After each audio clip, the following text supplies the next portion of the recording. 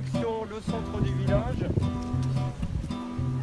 Et on reste bien à côté.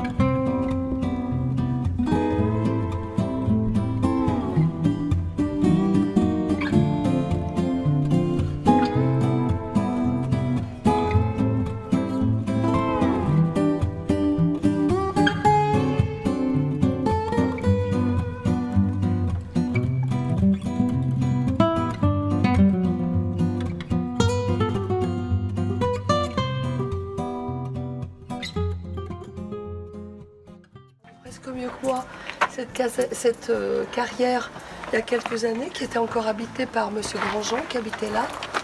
Et donc cette carrière a été est petit à petit remise en valeur pour qu'on puisse justement faire partie de ce géoparc. Il faut aussi qu'on entretienne cette carrière, qu'on la montre et qu'on l'explique. Sur cette ligne de crête, il y avait plusieurs carrières qui partaient d'ailleurs de Morancé jusqu'à Anse. Mais le nom de la pierre qui a été donné, qui a été retenu, c'est Pierre de Lucenay. Et cette pierre de Lucenay, c'est devenu une appellation. C'est l'endroit où il y en avait le plus. Et c'est l'endroit où il y en avait le plus, c'est sans doute pour ça qu'ils ont mis ce nom-là. C'est là sur Lucenay qu'il y avait le plus de carrières. Et donc cette pierre, elle a servi à construire tout un tas de bâtiments. On citera pour exemple la collégiale Notre-Dame-des-Marais à Villefranche, ou encore une grande partie de la façade de la cathédrale Saint-Jean à Lyon. L'ancienne prison Saint-Paul, enfin, il y a eu aussi, c'était une pierre blanche.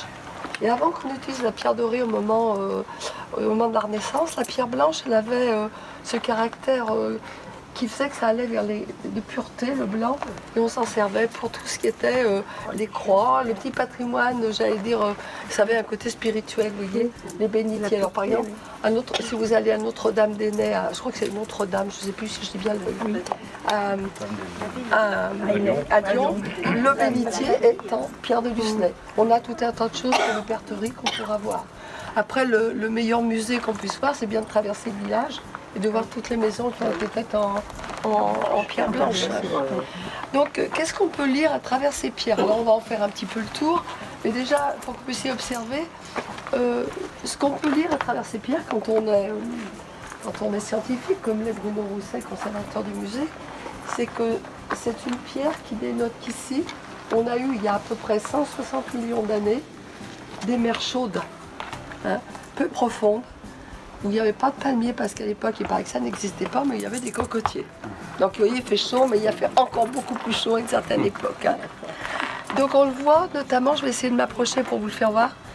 Je donne d'ailleurs une indication, si un jour vous voulez visiter la carrière, seulement le moment où vous la visitez, le soleil et la lumière n'étant pas la même, nous avons remarqué que c'était la lumière du matin qu'on voyait beaucoup plus de choses. Mais bon, vous voyez la fosse qui était là-bas a été préservée parce que faut pas qu'on tombe. Mais c'est une fosse qui, comme beaucoup de carrières, a servi de dépotoir. Après, Toutes les carrières.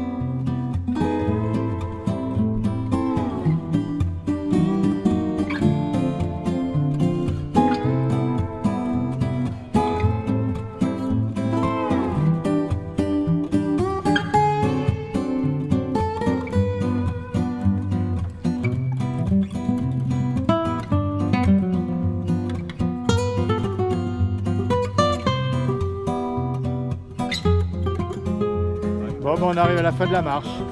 On a fait combien de kilomètres? 7.